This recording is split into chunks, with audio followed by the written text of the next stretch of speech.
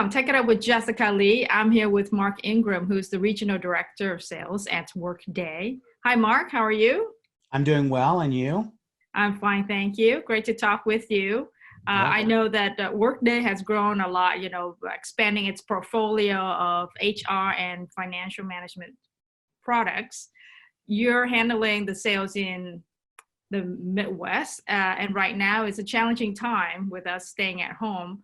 But I wanted to get your take on enterprise sales, some of the best practice and tips, and just explain to us what does it take to be successful? How do you do it? Gotcha. Well, I guess if you start with just how to be successful in enterprise sales, it all starts with really understanding the companies that you're talking to. The companies that you want to be a customer, you have to identify a real problem or a series of problems that need to be solved. And that is where a solution comes in. When you're selling what I sell, which is enterprise software, it's not something that you're going to sell based on, a feature set of a product. So it's not really product sale as much as identifying business problems that need solving and solving them with the technology solution.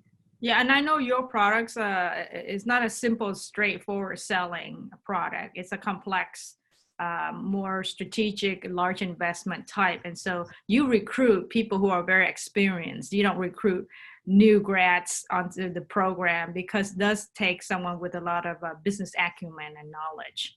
So for the way you approach it, I find it interesting that you say you don't actually go after, say, head of HR.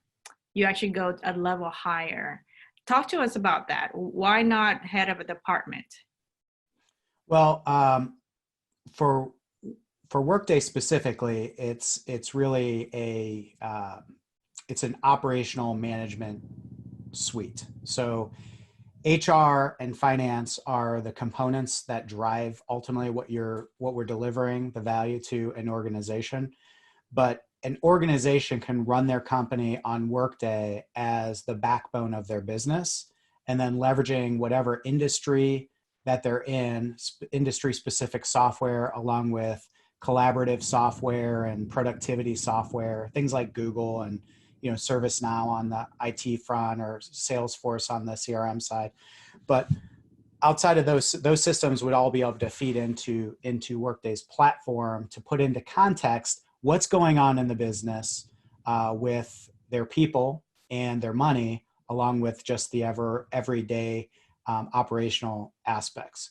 So as a core system of record for the people and the money and the org structures themselves, Workday is just in a unique position to be able to drive value to the executives directly.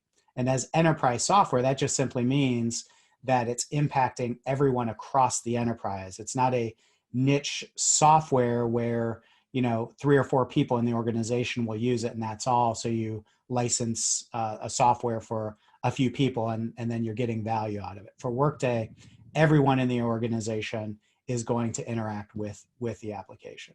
So it does require a different approach. So HR is a support function of the business, as is finance. So if we just start with, for example, focused on an HR conversation, then that will lead to solving HR's problems. But the problems we're trying to solve are the business problems, and then helping HR understand how they can help the business solve those problems from their perspective. So that's why we just take a different approach around that. If you have several people, how do you influence them? Do you have to approach one at a time? Do you go straight to the top CEO level, top down, or do you do research at the bottom layer to get more intelligence before you have those executive discussions? Yeah, it's a process that doesn't happen overnight. So it requires a little bit of everything. You've got to research the organization from the outside looking in. A lot of the organizations that my team's focused on are in the medium enterprise. So many of them are private organizations. There are some that are public. And in those cases, we can get a better pulse of what's going on in the business, how they're operating and their financials and things like that.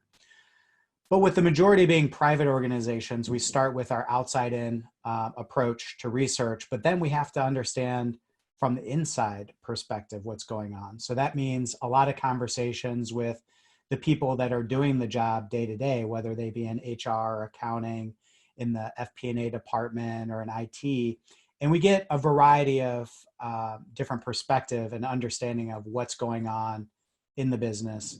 And beyond just the business aspect, but just the culture and the people and who influences what type of structure do they have around change? Are they ready for change? Are they the type of organization that embraces change? So those are all the things that we work through. So my account executives are doing a tremendous amount of work in getting appointments, phone conversations, submitting surveys, connecting with folks through LinkedIn, leveraging networking relationships, other companies that might work with the targeted prospects organization with a different product or service and get their perspective. So it's all about mapping out all of the different perspectives you can gain to eventually build out what that point of view is around what the business is potentially struggling with that we might be able to uniquely help them with. And then at that point in time, you're really ready to engage an executive in the organization to talk about that. Otherwise, executives just don't have time. Yes. You talked about asking intelligent questions to really identify a pain point and matching a solution to it. And then also evaluating the worth of the solution, like the return on investment, right? Yes. So if you think about, every organization has people involved in their organization, and they're using technology across a variety of applications in their business. And then they have a variety of processes in their business. A lot of processes most processes are semi-automated, because in some cases technology can automate some things, and then everything else is manually done through the human effort. So those are the types of things we're trying to understand is, how does work get done in your business? And that's where you identify risk or challenges, because every manual process that you have creates risk to an organization. It allows for mistakes to occur, and it allows for things to not get done. So you can apply that thought process across every area of the business related to the people, process, and technology. We typically focus from, how does the organization make money, and where are they spending their money? So if you're looking at the inputs and the outputs of money, and then you follow around all the processes and technologies and people that are involved in getting that work done. And that's where we find, big problems, big risks, big opportunities to help. And along the way, we've got consultants involved on our team that are really trying to understand what the impact of that problem is. So if the problem doesn't get fixed, what's the potential risk to the organization? And if it does get fixed, then what is the potential return on the investment to solve it? So it could be something as simple as a lack of spend controls. An organization is spending, millions of dollars on supplies. They don't have contracts in place for them, and they don't really have any controls over who buys what or how much. No approvals in place. Typically, we may find, and I'm just making this number up, but let's say it's 10% on average is what having controls in place alone would save that organization just by putting controls into place. And so if they're spending $10 million on that uncontrolled spend area, then there's an opportunity for them to basically save $1 million a year just by putting controls in. So that would be an example of how you would drive a return on the investment. That requires them sharing a lot of details. So you have to have trust established before they share all those processes and some of the challenges and the pain points and the costs, right? The financial figures. Yes. Yeah. Trust is earned. First you've got to prove that you're doing your due diligence and you're truly vested in the relationship and trying to help. And that comes from just the work you're doing as the account executive in doing all the research and bringing forth the ideas and different use cases to the table just to start the engagement. And then we always operate with a mutual non-disclosure agreement as well with our prospective clients. That way we can speak freely on both ends, because Workday is a publicly traded company. There's certain information that is available to the public, but then there's other information regarding maybe our roadmap or other investment areas that we're making that we won't share to the public, but we can, under an NDA, share some of that information with companies that are evaluating working with us. Let's talk about your recruiting. I know that you had said you hire experienced people. You don't just hire a new grad and train them to be a sales rep. Talk to us about who you look for and what makes someone a strong sales rep for you. Yeah. So if you're starting to get what we are doing, we're really having a lot of conversations about business. So business acumen and being able to navigate those conversations confidently with anyone from, a accountant in an accounting department to the chief accounting officer or CFO of the organization, just being able to have that, the ability to traverse those different types of conversations confidently. Mm-hmm. That's one big component. So having a strong business acumen, business background, or having sold different products they may be on the edge of the different applications that we sell, just that they have some of that experience and understanding of how to do that. So that's a big component of it. Another is just I'd call it the it factor, but it's really a combination of personality and grit. So to me, that's how I would define the it factor. So you have the ability to stay positive and engaging with people, so people want to talk to you. So that's a component of the personality aspect of it. And then the grit, because based on having to have all those different conversations with all those different levels across the organizations, you're going to be told, no, I'm not interested, a great majority of the time. So you've got to be able to just work through that and not let that bother you and just continue driving, because you know that there's light at the end of the tunnel just by putting forth that effort. So those two things together that make the it factor for me, along with the business acumen piece. And then the third piece would just be learning agility. Somebody that if they don't have necessarily the background in the industries that I want, then have they done other things in the industries that they were in? For example, did they move from, a product specialist in one category and then learn a whole new category and sell to a different division or something like that, to where they had to learn all new stuff to sell what they're selling? Or did somebody go from selling a product to software, for example? Did they go from being in, one industry to another? Like, were they a realtor and then they were now selling medical devices? That's a big jump in your learning. So those are different things that I look for. And then, so those I would say are the qualities and characteristics I'm looking for. And then the most critical component is, are they a cultural fit with Workday? Are they going to feel comfortable being part of the team at Workday, and my team specifically, because we're together a lot virtually, especially now, but we work remotely anyway. So we do work virtually.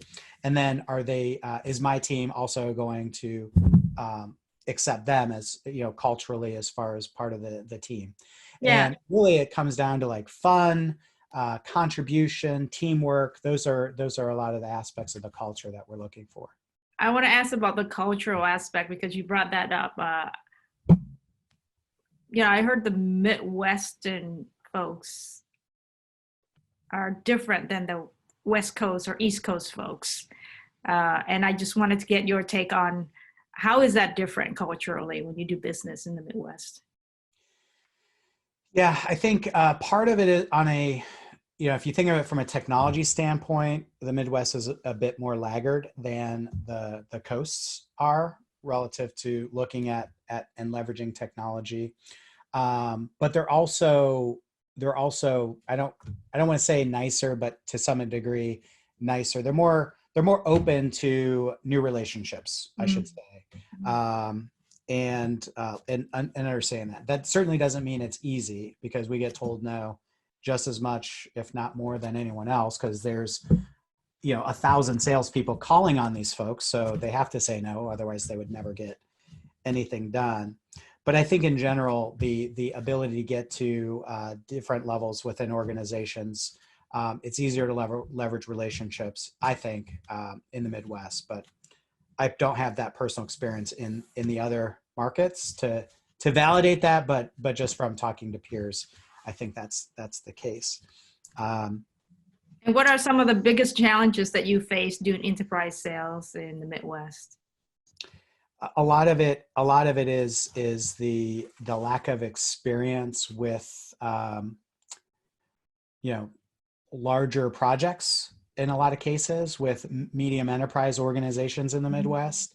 The culture in the Midwest, there's a lot of tenure, so companies keep people for a long time. And so if you're the CFO of an organization that's been there for 20 years, they're not completely out of touch with what else is out there, but they've been with one organization for 20 years. And so that perspective of having a lot of variety of experiences isn't always there. So it's great because the cultures in a lot of the companies here do keep people for a full career, which is more of kind of like the generations of the past. Yes. However, it's also, the flip side of that is it makes it a little more challenging to transform those businesses. But they must find that refreshing to hear how innovation's taking place in other companies, and you're seeing that as the vendor, Mm-hmm. and you're sharing those use cases with them. Are they very open to embrace hearing how others are transforming? Not always, to be honest. We're still at the very early stages, I would say, in if you look at the overall industry that's available for the opportunity for us. So there's a tremendous amount of growth opportunity for our business, and there's still a lot of businesses that aren't ready. Those that are open are the ones that typically will actually follow through and go through the transformation. But there's still many that believe that, hey, we've been in business for 120 years. We've been growing for 120 years. We've been doing very well. Family-owned business. They're making plenty of money. And if it ain't broke, don't fix it. And so they're not really open to the change because they're making all the money they can handle. And there's no real reason for them to look. And so as I think those generations start to retire and children start to come in, or private equity firms start to get involved, or other investors, I think that will be the next big wave of companies that start to transform as well. So ideally, a good time would be maybe when they start to face a pain point, and the timing of you coming in, stepping in when they actually do have a problem, and you're offering a solution that fits. Yes, absolutely. Absolutely. I mean, if you look at it this way, it's all mindset from the leadership. If you're running an organization at, say, 15% EBITDA, for one leader, that may be great. A different leader may come into that business and say, if we're not running our business at a 30% EBITDA, we have a problem. So the same organization, different leader, different mindset around what's possible and what could be done. So so it's more in line with the people and what they're trying to achieve in the organization than the actual organization itself and the industry itself. Because on paper, a company can look very, very ripe for transformation. And but their leadership would completely disagree because of their perception. Because running at 10% is great. Is that the time when you bring in industry benchmarks and say, well, your industry, your peers are running at 10%, 20% better or something like that? Oh yeah, those are those would absolutely be tactics that we would use to try to compel them in those cases. But not everyone is compellable. So you make sure, and that's part of the I guess a recommendation for folks in enterprise sales is focus your time where it matters. So it doesn't if you're not going to be able to make a change or an impact within an organization and they just don't want to spend the time, it's okay to move on and focus your time on organizations that do. So yeah, you talk about grit, right? Being persistent. How long do you keep on doing that, investing the energy, and then realize you really need to go somewhere else and invest that energy? Yeah, in our business, there's you have in a lot of enterprise sales organizations, you have a set list of companies, a targeted number of companies. So let's say you have 40 companies to target as an account executive. You're going to create focus on a quarterly basis of which group of those 40 are you really going to focus on. And then depending on how the conversations are going and the progress being made, you'll reshift those priorities on a quarterly basis with the goal of ultimately covering all 40 of them in the course of a year. If you have 500 companies, then you're really just feeding through and you don't really care as much about the ones that are laggards because you have so many others to call on. Right. When you have a limited list, you still have to keep trying. Yes. You're just not going to invest the amount of effort and time at that moment.